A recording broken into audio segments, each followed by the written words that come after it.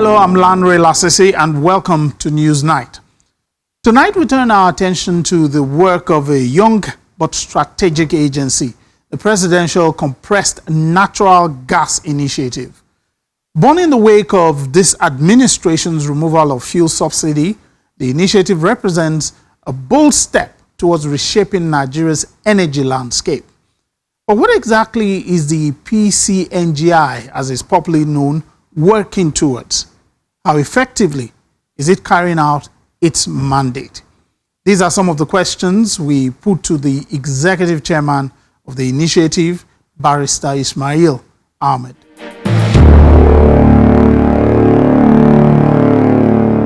Thank you for having us in your office. Thank you, Mr. And for being our guest on the program. Thank you. I would like to start with you helping us understand the core mandate of your agency.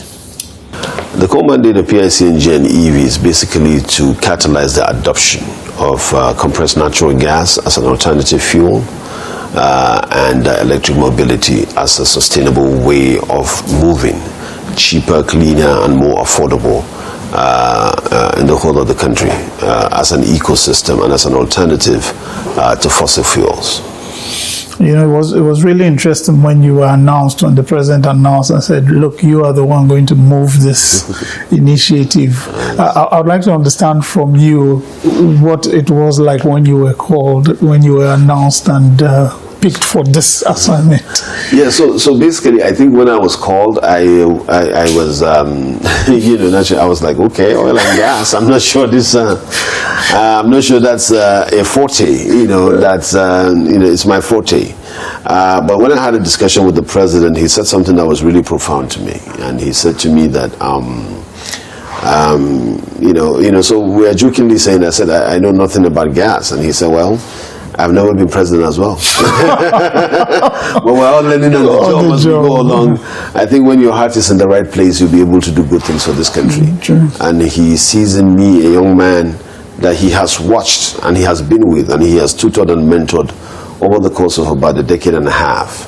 And then he has seen the passion and the patriotism that could be in me. And he thought that this was an opportunity for him to, put me in a space that he believes signals one of his signature projects and something that is very dear to him. And he said to me something that was very profound. He said, I would be remembered as the president that removed fuel subsidy, but I also want to be remembered as the president that brought an alternative, sustainable alternative, which is CNG and electric mobility, and how Nigerians move in a productive way, as opposed to giving handouts and handouts. I thought for that, he basically said, you are going to be in charge of one of the things that I would be remembered for 10 years from now. That was very profound. It was an onerous responsibility on me, and I take it very seriously, and I accepted. I was very appreciative of the president's confidence in me. And then I said, you know what, I just need to roll up my sleeves, learn what I have to learn, how to meander and sidestep blind minds and be able to build something very, very important for this country. Did he give you any clear mandate? So for him, it's very simple. It's about skill, it's about size, it's about availability. It's about Nigerians moving cheaper, cleaner, and more efficient. It's about weaning ourselves off from fossil fuels so that we'll be able to now have energy independence and security in our transport sector at the minimum. So for him, it's about bringing a sustainable alternative to transportation, as opposed to relying to the volatility of global oil prices like we are seeing today, as if he foresaw what was going to happen. He knew that subsidy was not sustainable. It was draining the country. The country was at the precipice of a fiscal disaster. We needed to move away from that. How we move matters, but he's a president that takes bold decisions and say, you know what, we can't keep kicking the can down the road. Somebody has to take responsibility for doing the right thing. And he was willing to take that responsibility. And I'm glad that, I'm really appreciative and honored and humbled by the fact that he sees me fit to lead one of the signature projects. When you say it's a signature project, some people will say it's the main project, because this is the most visible part of people's lives. That's right. Like you rightly said, when the issue of fuel subsidy removal hit, people felt the impact almost immediately. And so you've come here now. I'd like to understand, when you got here, what did you meet on ground? So I think, you know, before I got here, this, you know, the initiative has been in existence for a year and a half, yes, 2 years, about 2 years. Going about 2 years. Yes.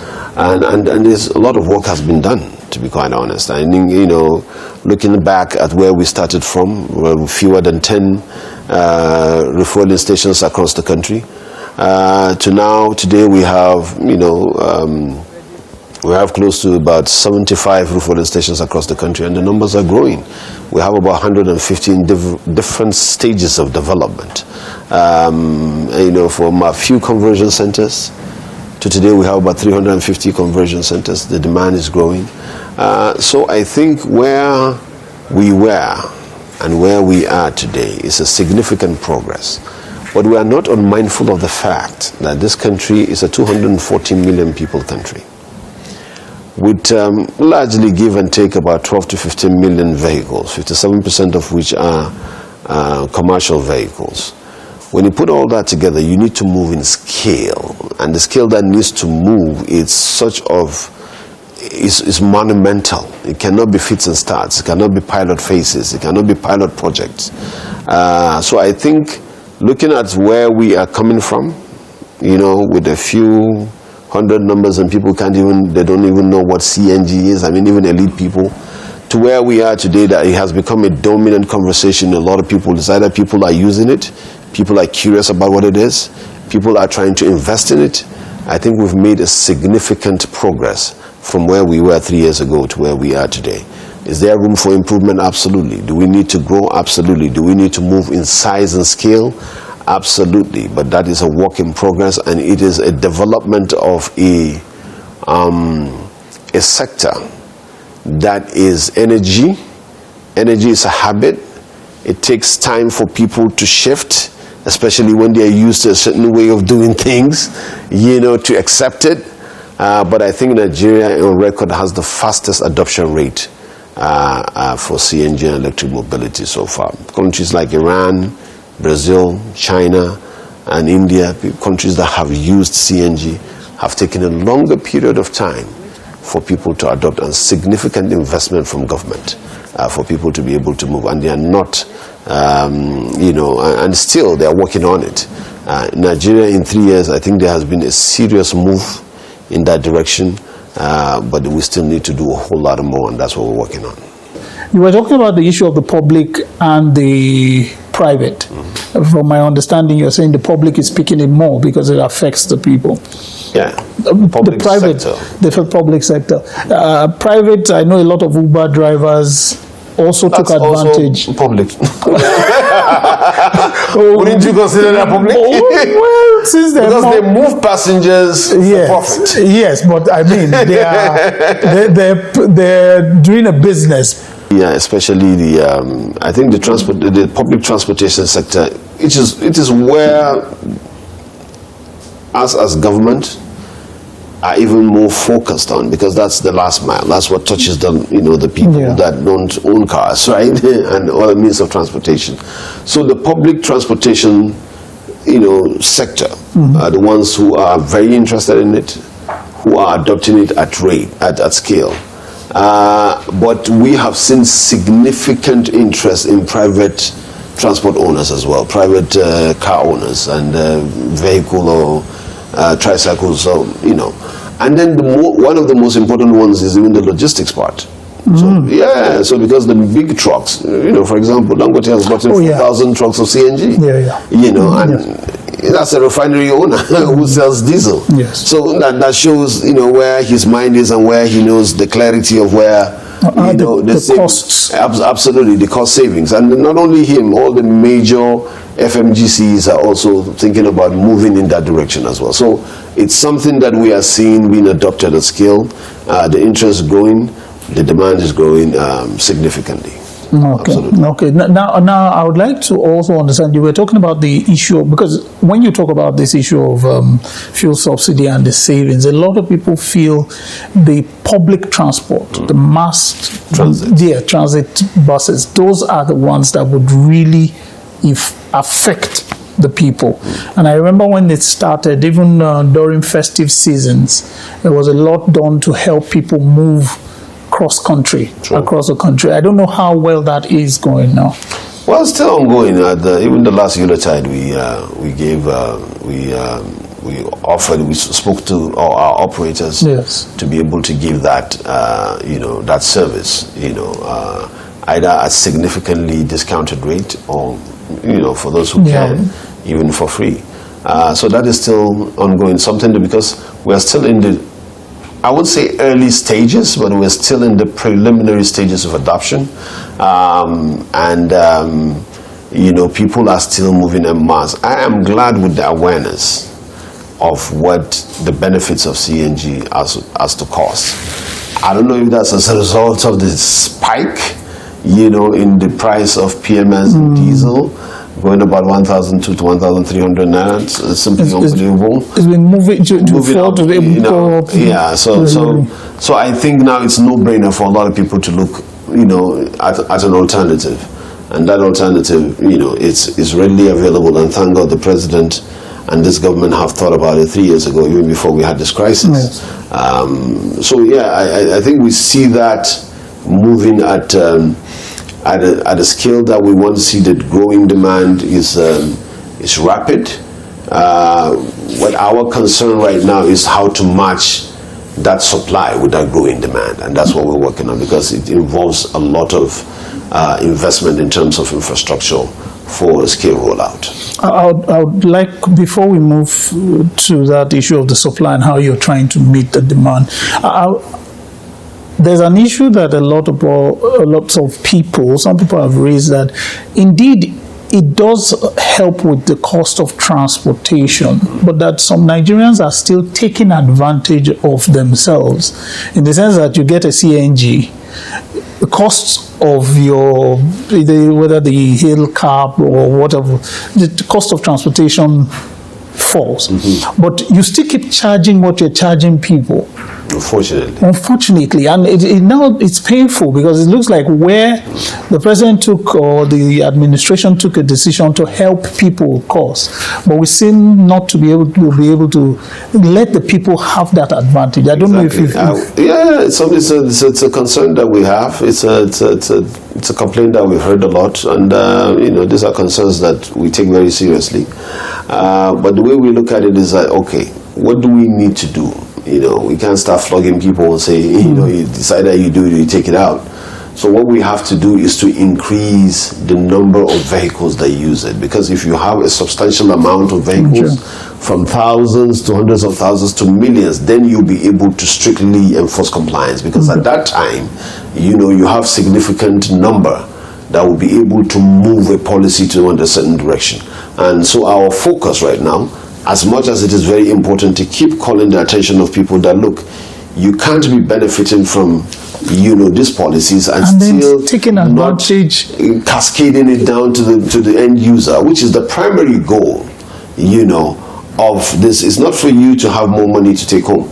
That is important. It will come. Exactly. That is important. It's not as if we're trying to take that away from you, but everybody else should be able to take on the benefit of that as well. But I think our focus as a government is to move it in size and scale so that compliance become absolutely necessary. So let's move to the point we're talking about, because just as you said, when you see an option that is better, a lot of people will be interested in it. Right. So when the price of fuel keeps going and you hear you spend maybe like a quarter of what you would have spent for petrol, you spend it if you were using gas. A lot of people want to adopt that, but how to go about it, how you go about it, and then you mentioned the issue of supply. How is that going? So we have 3 A's since I got here. We've been working on 3 A's, which the president subscribed to. Anything that is not available is not cheap. It's only cheap when it is available, right? So this is a gas resource that is underground. So there are a lot of unserved areas in the country, especially in northern part of Nigeria, that do not have these gas resources. And we are well aware that we do not have the infrastructure in terms of pipeline right now as we speak, although NNPC is working on it, but it is not there yet. So what do we do instead? So significantly, we have to attract a lot of investment to be able to bring on, online pipelines and stuff like that, to be able to move this supply to areas where it is needed. What we see is, like you said, a growing demand. There is a chicken and egg kind of story every time it comes up. Investors wouldn't want to come in if they don't see a demand. There would be no demand if there is no ready supply. The essence of PI-CNG and EV is to break that cycle, to be able to now use the force and the will of government to drag in supply and be able now to catalyze adoption, which is demand in that regard.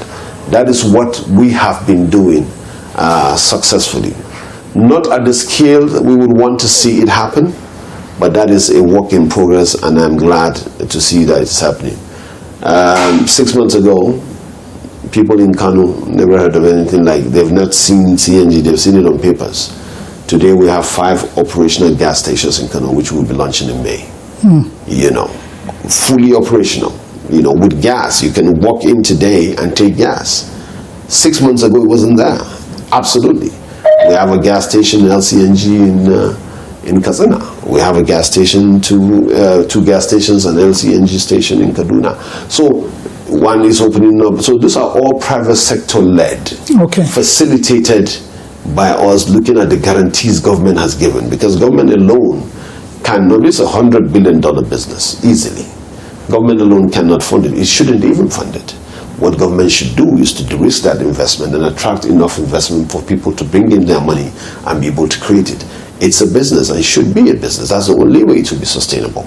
And so that is what we are doing, and I'm glad I'm seeing a significant interest from private sector people and a lot of people who are coming in to do across the value chain, from feedstock all the way to dispensing of different things, from mother station to daughter stations to pipelines to transmission, logistic trucks to LNG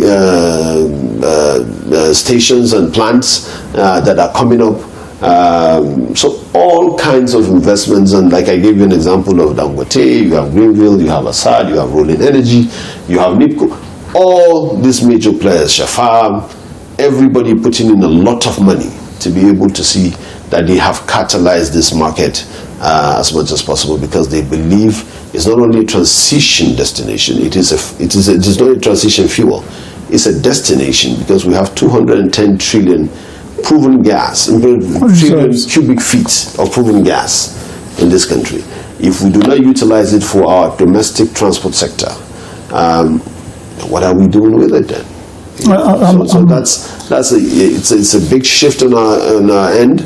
We are focusing on supply. We are trying to connect the demand of people and the supply that we have. It's not always easy. It's capital intensive. It takes a lot of things, but it is happening, and I'm glad it is happening at the scale it is happening. I'm happy to hear about this collaboration with the private sector, and more importantly, how it's cascading to the states, because a lot of times a lot of people feel maybe it's just happening in Abuja, Lagos, you understand. So it's good to hear that across the states you are also having that done. But before we go deep into that supply part, I'm interested. I know you had this conversion incentive program. I would like to understand what's the status for people who want to adopt, because I think one way is, before we start getting the demand as much as it should be, is how people can get those conversion kits. So yeah, we just launched I think about 2 or 3 weeks ago, I don't know if you are aware, that we just launched a financing scheme for our conversions for CNG especially. A financing scheme? A financing scheme, because we looked at it, we said, okay, the president had given an immediate instruction that we should deploy 100,000 conversion kits across the country that we had in stock. But we have to do it in a way that is sustainable, and then so that other private players would be able to play in that realm as well, because we are encouraging private sector people to be able to import these conversion kits, and then at some time be able to localize the assembly of these conversion kits here in Nigeria, so that we'll be able to produce it ourselves or manufacture it ourselves. So in doing that, we launched a financing scheme for that. So the incentive program is ongoing, it's really strong. What we're doing is that we are in conjunction with financial institutions like Money Point, being guaranteed by Credit Corps, and Nigerian Credit Guarantee Company, NCGC. We came together, we signed an MOU, a tripartite MOU, so that people would be able to move into conversion centers with a little amount of money, and spread across a period of time. They will be able to have their vehicles converted, and then without having any financial burden on them, be able to pay across a long period of time, maybe 6 months or even a year, depending on your agreement that you have with the financial institution, at little or no cost at all. So that has been welcomed a lot by the conversion centers, and a lot of people have, and even since from that day that we unveiled that, the interest that have grown as a result of people trying to convert is significant. And I was like, why didn't we think about that all along? So but that's where we are today, and the incentive program is still ongoing. The adoption rate, people are just waiting to convert, and then the scheme works for them because it gives them convenience and flexibility, and it does not impose on them a financial burden. And it's open to everyone? Absolutely. So anybody can walk in? Anybody can walk into a conversion center. There would be make inquiries. Make inquiries. There would be a Money Point agent there, for example, and then the Money Point agent would sign him up, and they would have a conversation on the terms of payment, and then he would work with what works best for him. But the flexibility is there, the opportunity is there, and the conversion kits are there. Okay, now I'm happy we've handled the issue of the conversion, so let's take it you now have the car. Looking at 2026, how many stations are you hoping will get across the country? So first of all, to talk about the queues alone are a temporary function of demand outpacing supply. That's what it is.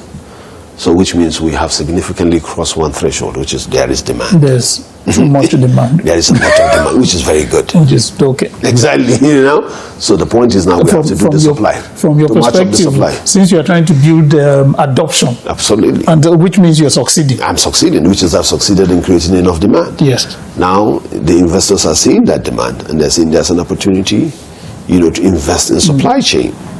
That's what we are working on. So, like I said, from less than 10 refueling stations across the country to 75 as we speak today, 150 in different stages of development. By the end of 2026, we are looking at maybe another 80 coming up. That's my hope.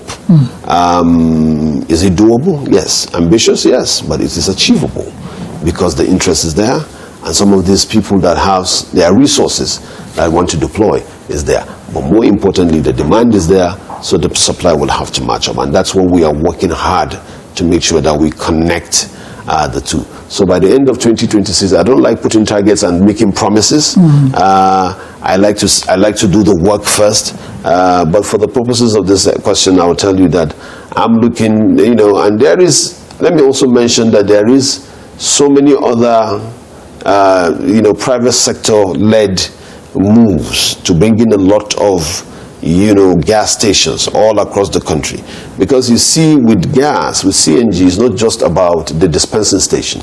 We have to create a whole infrastructure that goes across the value chain.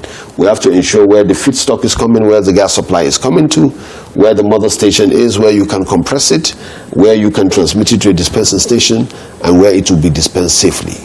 That has to be done. So it has to be a value chain. So if we look at that, is what we are trying to create. So it's not just for me to go to, where are you from again, Lasisi? Ogun State. So it's not for me to go, what's the name of your village? No, let's But anyways, use Abeokuta. So no, Abeokuta is a big town. So it's not for me to go to, okay, let me use my own state. Okay. It's not for me to go to Kura local government, for example, in Kano, and just set up a gas station, dispensing station. Where's the gas supply going to come from?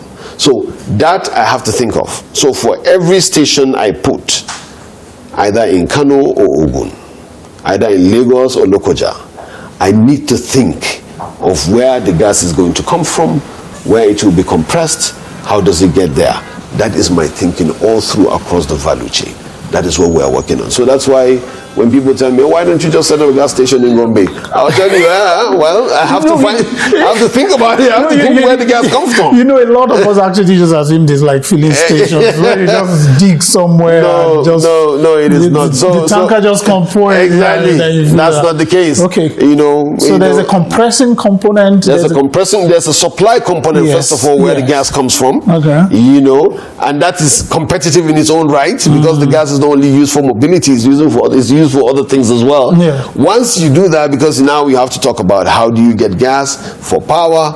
Everybody's competing for the same gas. It's the same gas. It's not as if they are different gases, right? So it's the same gas. So I need to be able to corner the one that's coming for transportation, be able to take it through a pipeline or whatever, take it to a compressor station. The compressor station has to be built on its own. The compressor station now gives it to cascades. The cascades have to transport it to where you don't have pipelines, to transport it to where you have the dispensing station. So that value chain has to be created.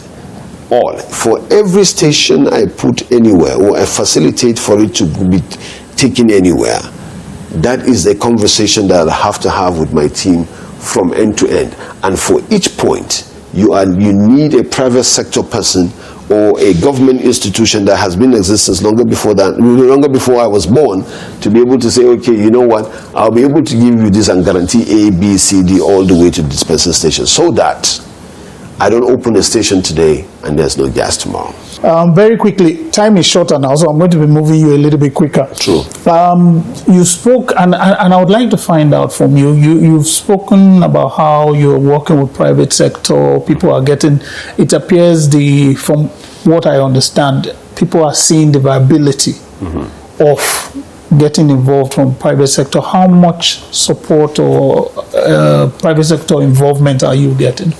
No, very much. The incentive is commercial viability. People could see it what it is. A private sector person is largely a businessman. The businessman sees profit where it is. So right now we have catalyzed more than $2 billion worth of investment already in the last 3 years. And more are coming. People are always coming in here trying to see how they can pledge in their money and bring it into the system. So it's a sector that can, like I told you in the beginning, it's a potentially $100 billion business. This is not a joke.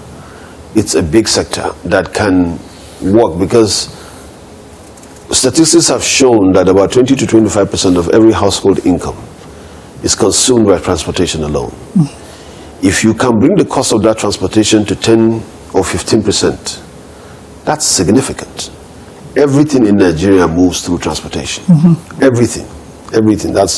It adds to the cost of food, it adds to the cost of schools, it adds to the cost of healthcare, it adds to the cost of living expenses generally. So transportation is a big business, and investors see that, they see that opportunity. Like I said, we've already catalyzed $2 billion worth of investment. The numbers are growing, people are coming in from all sectors. And so I am confident that we would continue to work with private sector people to be able to do this. Like I said, government is not in the business of doing business. Government is in the business of enabling business. And we are here to enable that business so that it can be sustainable. What we need to do is to put up a de-risking, funds to be able to, what we call cab money. Cab money is basically to say that, we are putting our own skin in the game. We will be able to take a cab from point A to point B to be able to attract investment. That's what government needs to do. Government it needs to do a de-risking investment so that other investments can come in, to know that government has put its own skin in the game. And that's what we are doing. And I think we are seeing green light from every sector. Okay, let me touch on something. A lot of times when we say we're getting into a new sector, we end up being like the place they dump a lot of things. And so you get like the kits now. A lot of times, and I think you mentioned it when you were talking, there's a point we were hoping that we would begin to do local manufacturing and all that. How well is that going? Well, it's going very well. Actually, we've had proposals for setting up local assembly plants in Lagos, in Imo, in Ajakuta, in Kano, in Kaduna, and in I think is it Ogun? Yeah, I think so. Yeah. So we have a lot of proposals for that. We're looking at it, and so there's a lot of people who are willing, because for most of these international companies, there's a certain threshold that once you order, the next conversation would be, how do we set up a local assembly? It's cheaper for them. Yeah. It's cheaper for us, because it shows that there's a strong demand and there's viability. Nobody is disputing Nigeria's market size, and our appetite, for transportation is very high. So once we do that, we have looked at a lot of this. We have received a lot of proposals. We are looking at it. Let it go through the necessary protocols. And then I'm looking at, in the next 1 or 2 years, we'll be able to see assembly plants begin to spring up in different parts of this country. I would like to touch on the issue, because recently the president opened the door for you, gave you another mandate, the EVs. Yes. How is that going? Very well, as a matter of fact. I think so once you have a thinking man at the helms, he's always thinking of solutions, long-term solutions. So the mandate of EV has always been with us, so to speak. But it's a bit, it was suppressed a little bit. We don't talk about it as much because our name does not carry it. And so the president was like, okay, this, EV is here. It's not something that you need. It's here. If you go to the ports today and you look at the cars that have been imported, 3 to 4 out of every 10 are electric vehicles already. So Nigerians are adopting it, in spite of whatever policy is in place already. So the president saw that there is need to complement the efforts of clean energy on both sides. The CNG on the one side, especially for the major haulage trucks and mass transit buses, and then for those who want to do electric vehicles, you should be able. They are not competing; they are complementing each other. So it's a door that once he said, go ahead, let's see how we can adopt this simultaneously. Then the doors was wide open, and then we saw a lot of people who are very interested, all kinds of organizations, all kinds of individuals, all kinds of companies, all kinds of institutions are willing to bring in their money as well, because they see that it is a future for them. For us, both of them are a future, none of them is transition, all of them are all destination fuels, are alternative fuels. The most important thing for us is to wean ourselves off of fossil fuels and to be able to move this country cheaper and cleaner. So I'm wondering, when we did the CNG, the issue was conversion and all that. Are we looking towards conversion? Yes, for there have been proposals. There have been proposals by some companies of converting to electric. Yes, that's quite interesting. I've seen that. I haven't seen it work practically yet. Yes, but yes, ideas. You start with ideas. No. I mean, I'm sure it has worked somewhere else for them to bring it to us. So those are things we are looking at as well. Okay. We have abundance of sunlight, especially in the northern part of Nigeria. True. For the tricycles and the smaller mobility, I think it makes a lot of sense to move with electric tricycles. It makes a lot of sense. In Kano, for example, we have registered. There are so many. The unregistered are more in number, but the registered ones under government of tricycles alone is about 200,000 to 300,000 in Kano City alone. When you say registered tricycles. Okay, yes. In Kano. Okay, yes. Commercial tricycles. Okay. Registered. They have registered with government. About 200,000 to 300,000. They move about 1.6 to 2.8 million people on a daily basis. That's a lot of people. That's a lot of movement. That's a lot of people. That's a lot of movement. And because you can see it, they do 3 shifts per tricycle. So they have 3 drivers per tricycle. Oh. Yeah, keke riders per tricycle. So the person that does in the morning, takes off the shift, the person takes off from the afternoon, and the person that does at night. Each one lives fully on that tricycle. And if we can shift them to electric. To CNG or electric, imagine the costs, savings. Imagine the impact, even for the environment. For the environment. So it is huge by any proportion that you can possibly think of. You know, and that's what we're moving on. So I think the EV mandate is a fantastic mandate. It has opened us up to a lot of conversations. It has taken us to a lot of rooms.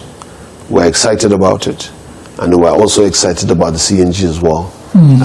We can see that this country would sustainably move away from fossil fuels and reduce the reliance on the volatility of global oil prices. Okay, so let me understand from you, from where you sit now, what do you feel are the challenges that you, from where you sit, are facing that you'd like to see addressed? I like the word challenge because they are not problems, they are challenges. Challenges are basically infrastructure. Our ability to move, to move infrastructure to underserved areas. I think that's the major challenge in terms of us as government, and be able to de-risk enough investment for people to pour in their money. It is happening, but I would like it to happen at a faster scale and at a larger scale. That we also have the challenge of a lot of people not trusting CNG, for example, but that is something we can work on in terms of awareness and keep talking about it as well. The more people convert and they use it safely, the more others agree to it. So I think for me, I don't like seeing challenges. I see opportunities all the time. Yes, I see things that are just, temporary. Temporary, let's say, hiccups here and there. But, that's why we are here. If there are no challenges, there wouldn't be any need for government. Governments exist so that it can solve challenges at scale, not at individualism and minute level. And so that's what we're doing. We are thinking of moving in a direction away from a habitual energy consumption of fossil fuels. It takes time, it takes a lot of patience, it takes a lot of resources. Government may not necessarily have all the resources. Even if it does, there are other competing priorities. But now we have to focus and be able to attract enough investment to move in that direction. So those are the challenges I see, but they are surmountable challenges, achievable results, and that's what we're working on. What policy or regulatory changes would you like to see? Adoption by states. Let the states, mandate their mass transit agencies or companies under them, their MDAs, the federal government MDAs, to adopt at scale these alternative fuel vehicles. Once that happens, I think not only will they be happier, I think the country will be cheaper and cleaner. So if they do, so for the states, states as well, yes. Okay, but I also want to find out how much support are you getting, because you're a federal agency. Yes. How much support are you getting? Very, very, very much so, because most of the states, I was recently in Katsina. It was, I was really impressed by the governor and his depth of knowledge about CNG and electric vehicles. And we have a big state. I was really impressed. He went. He was very detailed about it, and he's willing to give us, and he mentioned a lot of corridors, major corridors. So the Funtua, Gusau, Sokoto axis, that's a major haulage corridor that takes you, if you go left towards Bakori, it takes you back to Kano. If you go down from Funtua, it takes you to Hunkui, to Zaria, it takes you to Kaduna. If you go up to Gusau, it takes you all the way to Sokoto and Kebbi. That's a major corridor. He's willing to partner with us to be able to set up a major hub in the Funtua, Gusau corridor access. And then you look at the Daura zone as well. From Daura, you go to Sabwa all the way down, it takes you to Dambata into Kano. Major corridor as well. So those are conversations we've had with him. Kano is interested. Kaduna is already big on it. Zamfara is calling us. Imo, Abia. So the states are really, really interested. We just need to be able to make sure that we draw a very fantastic map in terms of gas infrastructure and electric mobility, so that the states will be able to chime in for every hub that we have. Now, a lot of people express concern, and you mentioned that just now when you talked about the fears people have as regards adoption. How do you go around ensuring demand is increasing, but not everybody is using conversion centers? We understand some people, they now term themselves conversion experts by the roadside. You understand? How do we go about regulating? So we're already well regulated. So, for example, for every conversion center that is registered with us, has to register with NADDC in conjunction with the with the National Automotive Design and Development Council. Okay. They are responsible. So they are the ones. Oh yeah. So they are responsible for accrediting a conversion center. Beautiful. Then SON, Standard Organization of Nigeria, are responsible for verifying kits that would be used for that conversion.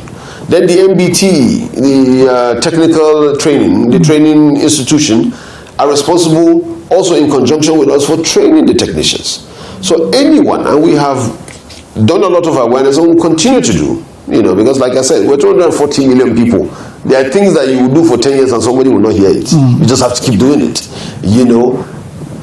You have to convert in one of these accredited conversion centers.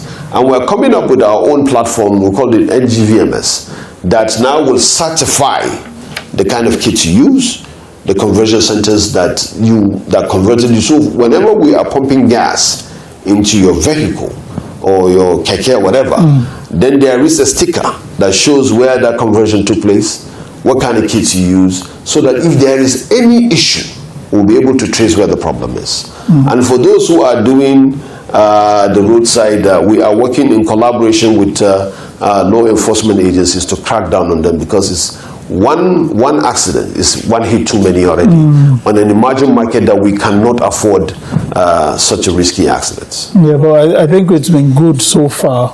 We've not had any major issues. No, not really. We haven't. Yeah. Most of the we haven't had. The conversions have largely been, the few incidences we've had, we've taken corrective actions on it. Okay, but I know a lot, when it started, a lot of people were worried that the tank, Nigerian sun, Nigerian temperature, but you people have been able to talk to... So naturally, anything that comes new, people you see with lots of a level of skepticism, my head of gas supply used to say that 20 years ago, if you have an LPG, 10 landlords don't give you their house because they believe it's going to blow up. Today, nobody will allow you to use a stove or a firewood in his house if you don't have an LPG. It's a habit. It takes time for people to come round.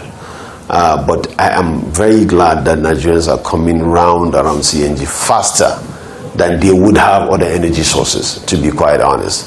Maybe that is out of necessity, but whatever it is something that we welcome, and we have to just continuously to engage people and enlighten them that this is safer than petrol. I'd like to divide this last question into two, because I would like us to look at CNG, I'd like us to look at EVs. So if you look down the road now, let's say like 5 years from now, what do you see happening for us in the country with the CNG? I would love to see CNG as the fuel of choice for movement, for transportation. I would love to see that we move cheaper and cleaner as a result of that. I would love to see that we access our own natural resource to be able to power our mobility. I would love to see it grow as a sector, sitting on its own, that people can go in and make careers out of.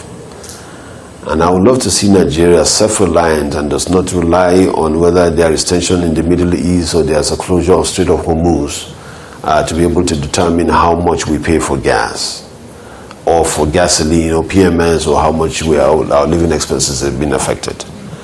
I think if we do that and we attract significant infrastructure investment, and then we have created jobs out of that, and Nigerians are moving cleaner and cheaper, and my mandate and the mandate of this initiative would have been fulfilled. Okay, now that's for CNG, because a lot of work, you've done a lot of work on that level. But for the EVs, that is just starting out, what's your future look? My future look is that Nigerians can decide. The beauty of life is to have choices.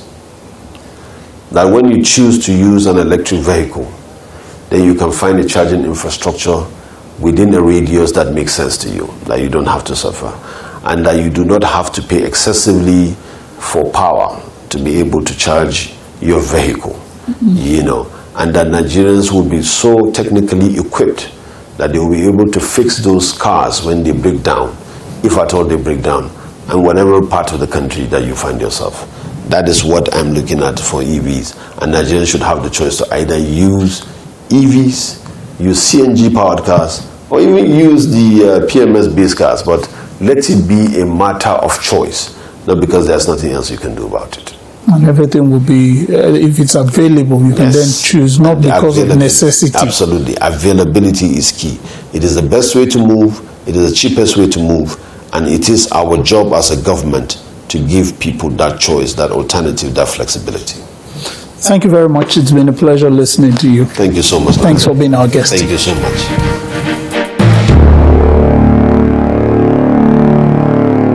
Well, that brings us to the end of our conversation today. Remember, you can be part of the discussion. Reach out through any of our social media platforms or send us an email. Our handles and contact details are right there on your screen. So don't hesitate to join in. And if you'd like to revisit past episodes, simply search Newsnight on YouTube, click on the playlist and take your pick. Until next time, remember, stay safe, stay engaged with your community, and keep the conversation alive. Bye.